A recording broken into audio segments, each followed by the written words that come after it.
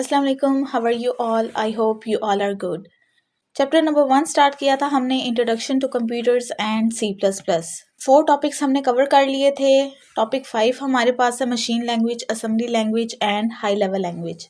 अगर तो आपने मेरी प्लेलिस्ट की सेकंड वीडियो नहीं देखी, मैंने ये वाला टॉपिक उसमें कवर किया हुआ है। लिंक आपको डिस्क्रिप्शन बॉक्स में मिल जाएगा, आप वहां से चेकआउट कर लें। टॉपिक 6 हमारे पास है difference between C and C plus plus. तो बहुत सारी सिमिलैरिटीज हैं सी और सी प्लस प्लस लैंग्वेज में। सी प्लस प्लस लैंग्वेज जो है ये सी की एक्सटेंशन है, मतलब कुछ फीचर्स जो हैं दोनों के सेम हैं, लेकिन कुछ न्यू फीचर्स हैं। एक मेन फीचर है जो कि ये है C language function oriented language है और C plus plus language object oriented language है। नेक्स्ट हम बात करते हैं प्रोग्रामिंग लैंग्वेजेस के बारे में। हमारे पास बहुत सारी लैंग्वेजेस आई। नंबर 1 पे है फॉर्ट्रॉन, जिसको फार्मूला ट्रांसलेशन कहा जाता है। स्पेसिफिकली इसे मैथमेटिक ऑपरेशंस के लिए, साइंटिफिक पर्पसेस के लिए, इंजीनियरिंग एप्लीकेशंस को डिजाइन करने के लिए ही इस लैंग्वेज को यूज किया जाता था। Next basic, beginners all purpose symbolic instruction code, मतलब बेसिक लैंग्वेज जो है ये स्पेसिफिकली बिगनर्स के लिए डिजाइन की गई थी। इसका कोड बिल्कुल सिंपल था, स्मॉल एप्लीकेशंस के लिए इसको यूज किया जाता था। मतलब लार्ज बिजनेसेस में बेसिक लैंग्वेज को यूज नहीं करते थे, क्योंकि लार्ज बिजनेसेस में कॉम्प्लेक्स इन्वायरमेंट होता है, इसलिए बेसिक जो है ये मतलब स्मॉल बिजनेस के लिए इसको यूज किया जाता था। नेक्स्ट बात करें पास्कल की, तो पास्कल हमारे पास स्ट्रक्चर्ड प्रोग्रामिंग लैंग्वेज है। ठीक, पास्कल जो है मेनली एजुकेशनल पर्पसेस के लिए, सॉफ्टवेयर डेवलपमेंट के लिए यूज किया जाता था। ओके, ये सारी लैंग्वेजेस जो हैं ये बिल्कुल फीचर्स इनके सिमिलर हैं, लेकिन एक दो के ड्रॉबैक्स भी हैं। कुछ जो हैं वो स्पेसिफिकली कुछ लार्ज एप्लीकेशंस के लिए हैं। ठीक है, अगर पास्कल की बात करें तो ये हमें क्लैरिटी और रिलायबिलिटी के फीचर्स भी प्रोवाइड करती थी। नेक्स्ट आ जाता है कॉबोल, कॉमन बिजनेस ओरिएंटेड लैंग्वेज। इसको हम बिजनेस पर्पसेस के लिए डिजाइन करते थे। जैसे मैंने पहले बात की कि बेसिक लैंग्वेज जो है ये स्मॉल एप्लीकेशंस के लिए डिजाइन की जाती थी, और कोबल जो है ये लार्ज बिजनेसेस के लिए इसको यूज किया जाता है। नेक्स्ट बात करते हैं पाइथन। पाइथन हमारे पास बैकएंड लैंग्वेज है, ये हमें बहुत ज्यादा फीचर्स प्रोवाइड करती है। पाइथन को हम वेब डेवलपमेंट में यूज करते हैं। जैसे मैंने बताया कि पाइथन एक बैकएंड लैंग्वेज है, बिगनर फ्रेंडली है, बहुत हर बिगनर इसको इजिली लर्न कर सकता है। नेक्स्ट बात करते हैं जावास्क्रिप्ट की। जावास्क्रिप्ट हमारे पास एक स्क्रिप्टिंग लैंग्वेज है, इसमें हम स्क्रिप्ट्स लिखते हैं। यू कैन से कि जितना भी कोड होता है जावास्क्रिप्ट का, हम स्क्रिप्ट के अंदर इसको लिख रहे होते हैं, और स्पेसिफिकली ये वेब डेवलपमेंट के लिए ही यूज की जाती है। और जावास्क्रिप्ट जो है ये डायनामिक वेब पेजेस क्रिएट करने के लिए हम इसको यूज करते हैं। नेक्स्ट बात करते हैं जावा लैंग्वेज। जावा लैंग्वेज मैंने आपको ऑलरेडी बताया था कि सी प्लस प्लस जिस तरह प्लेटफॉर्म इंडिपेंडेंट लैंग्वेज है, इसी तरह जावा भी हमारे पास प्लेटफॉर्म इंडिपेंडेंट लैंग्वेज है। सी प्लस प्लस की तरह जो जावा है वो भी हमें ऑब्जेक्ट ओरिएंटेड की फैसिलिटी प्रोवाइड करती है। इसको हम इंटरप्राइज लेवल एप्लीकेशन के लिए यूज करते हैं। इंटरप्राइज मीन बिजनेस पर्पज के लिए, मोबाइल एप्लीकेशन और वेब डेवलपमेंट के लिए हम जावा लैंग्वेज को यूज करते हैं। ये जावा लैंग्वेज बहुत ही पॉपुलर लैंग्वेज है। नेक्स्ट बात करते हैं C plus plus. C plus plus के बारे में मैं आपको बहुत कुछ बता चुकी हूँ, और ये हमें better performance, better results, game development के लिए, एम्बेडेड सिस्टम्स के लिए हम सी प्लस प्लस लैंग्वेज को यूज करते हैं। देन आ जाता है सी शार्प। कुछ स्टूडेंट्स इसको सी हैश भी बोलते हैं, जो कि रॉन्ग प्रोनाउंसिएशन है, इसको सी शार्प बोला जाता है। ओके, इसमें ये चीज है कि हम इसको माइक्रोसॉफ्ट, स्पेसिफिकली माइक्रोसॉफ्ट विंडोज, इनके लिए यूज कर सकते हैं। वेब एप्लीकेशन पर्पसेस के लिए भी सी शार्प को यूज किया जाता है। नेक्स्ट हमारे पास है रूबी। रूबी जो है ये डायनामिक वेब पेजेस को क्रिएट करने के लिए हम इसको यूज करते हैं। ठीक है, ऑब्जेक्ट ओरिएंटेड लैंग्वेज की हमें फैसिलिटी प्रोवाइड करता है। इसको भी हम वेब डेवलपमेंट के लिए यूज करते हैं। आप देखें जितनी भी हमने यहाँ पे लैंग्वेजेस देखी हैं, फॉर्ट्रॉन है, बेसिक है, पास्कल है, ये जो है ये स्पेसिफिकली वेब डेवलपमेंट के लिए नहीं है। ये प्रोग्रामिंग लैंग्वेजेस हैं किसी पर्पस के लिए। जब हमने कोबल की बात की तो कोबल जो है ये बिजनेस पर्पसेस के लिए यूज किया जाता था इसको। देन पाइथन, जावास्क्रिप्ट, जावा, सी प्लस प्लस, ये जितनी भी लैंग्वेजेस हैं इनको वेब डेवलपमेंट में बहुत ज्यादा यूज किया गया। सी शार्प, रूबी, ये भी वेब डेवलपमेंट में बहुत ज्यादा यूज की गई। नेक्स्ट आ जाता है स्विफ्ट। स्विफ्ट जो है ये iOS कंपनी ने इस प्रोग्रामिंग लैंग्वेज को फर्स्ट ऑफ ऑल यूज किया था। इसमें मल्टीपल ऐप डेवलपमेंट का काम किया गया। इसका मेन फोकस था स्पीड और सेफ्टी पे। ये हमें स्पीड और सेफ्टी प्रोवाइड करती है। नेक्स्ट बात करते हैं PHP लैंग्वेज की। ये भी एक पॉपुलर लैंग्वेज है, सर्वर साइड स्क्रिप्टिंग लैंग्वेज। जैसे हमने जावास्क्रिप्ट की बात की, जावास्क्रिप्ट जो है वो क्लाइंट साइड स्क्रिप्टिंग लैंग्वेज थी, और PHP हमारे पास सर्वर साइड स्क्रिप्टिंग लैंग्वेज है। और PHP को हम as a server side use करते हैं। इसके फ्रंट एंड में हम HTML को यूज कर सकते हैं। यूजुअली हम HTML को PHP के साथ इम्बेड कर देते हैं कि हमारे पास एक फुल स्टैक वेबसाइट हमारे पास आ जाती है। नेक्स्ट बात करें इंट्रोडक्शन टू ऑब्जेक्ट टेक्नोलॉजी। जैसे हमने इसके डिफरेंस के बारे में जब देखा था C और C++ के, तो हमने कहा कि C++ ऑब्जेक्ट ओरिएंटेड की फैसिलिटी प्रोवाइड करती है। अब ऑब्जेक्ट ओरिएंटेड की फैसिलिटी हमें क्यों प्रोवाइड करती है? नंबर 1 फीचर आ जाता है इसका मेंबर फंक्शंस। ओके, हमें ये पता है कि हम मल्टीपल फंक्शंस बनाते हैं, लेकिन स्पेसिफिकली जब हम ऑब्जेक्ट टेक्नोलॉजीज की बात कर रहे हैं तो जितनी भी हम लोग अभी टर्मिनोलॉजीज देखेंगे वो सारी क्लासेस से रिलेटेड होगी। ठीक है, मतलब सी लैंग्वेज में क्या होता था कि हम रियल वर्ल्ड प्रॉब्लम्स को डील नहीं कर सकते थे। फॉर एग्जांपल, अगर हमने किसी कार, किसी बिल्डिंग के बारे में अगर कोडिंग करनी होती थी तो वो सी लैंग्वेज में बहुत ज़्यादा कॉम्प्लेक्स था। तो इसलिए C++ में हम क्लासेस का कॉन्सेप्ट देखते हैं, और क्लासेस के कॉन्सेप्ट में सबसे पहले हमारे पास एक कॉन्सेप्ट आ जाता है मेंबर फंक्शन। ओके, तो मेंबर फंक्शन क्या है? ऐसे फंक्शंस जो हम क्लास में लिखते हैं, उन फंक्शंस को हम कहते हैं मेंबर फंक्शंस। ठीक है, नेक्स्ट बात करते हैं इंस्टेंशिएशन। इंस्टेंशिएशन का क्या मतलब है? Object creation. हर क्लास के लिए हम ऑब्जेक्ट्स को क्रिएट करेंगे। ठीक है, मतलब हर क्लास का एक इंस्टेंस होगा और वो इंस्टेंस क्या होगा? ऑब्जेक्ट। नेक्स्ट बात करते हैं रीयूज।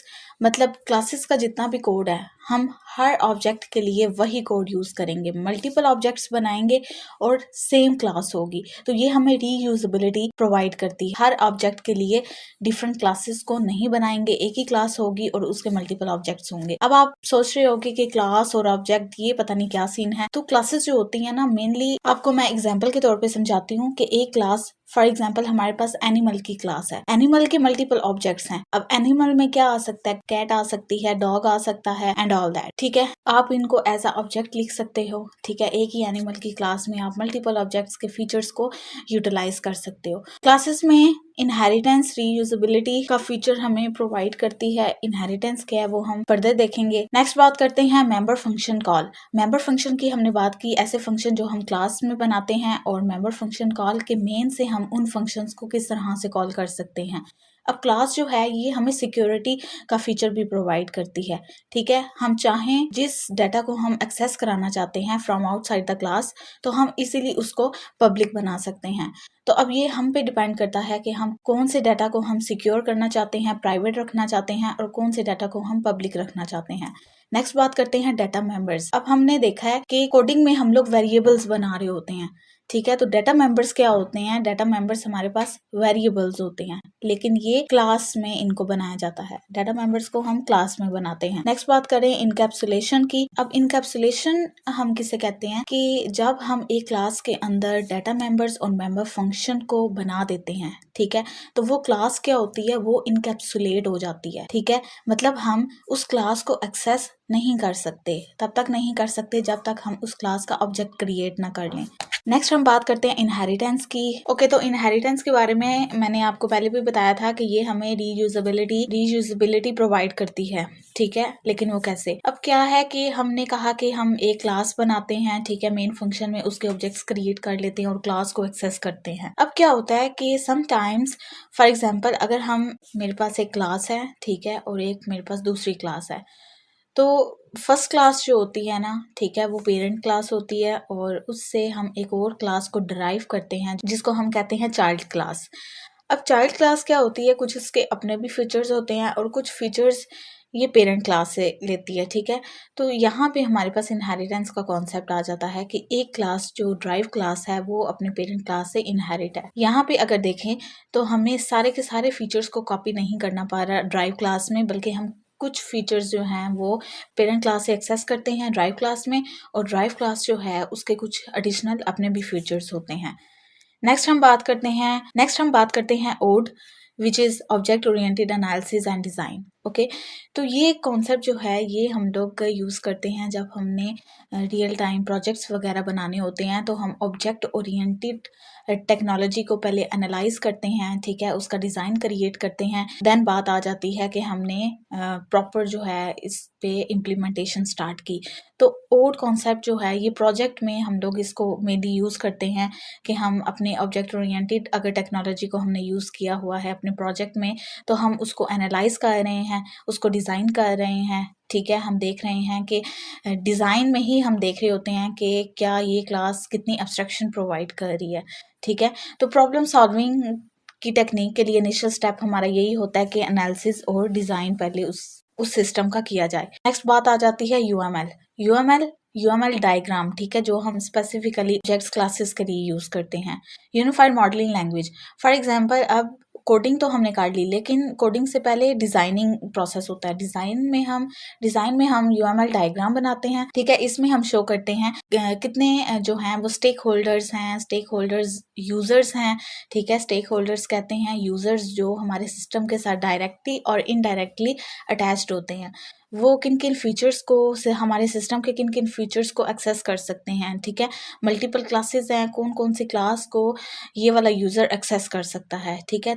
ये पूरा डायग्रामेटिकल व्यू हम यूएमएल डायग्राम से ही शो कराते हैं। डायग्रामेटिकल व्यू के लिए हम यूएमएल डायग्राम को यूज करते हैं। नेक्स्ट टॉपिक है हमारे पास typical C++ development environment.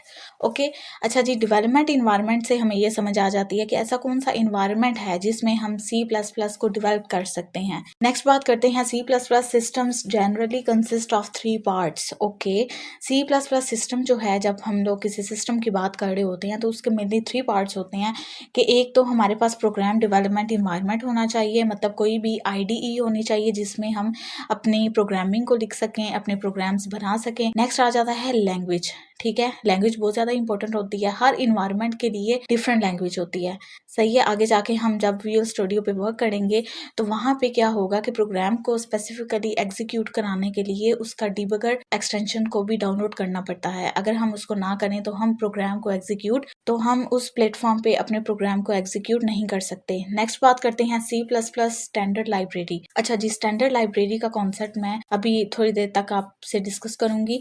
Next बात करें, C++ programs typically go through 6 phases.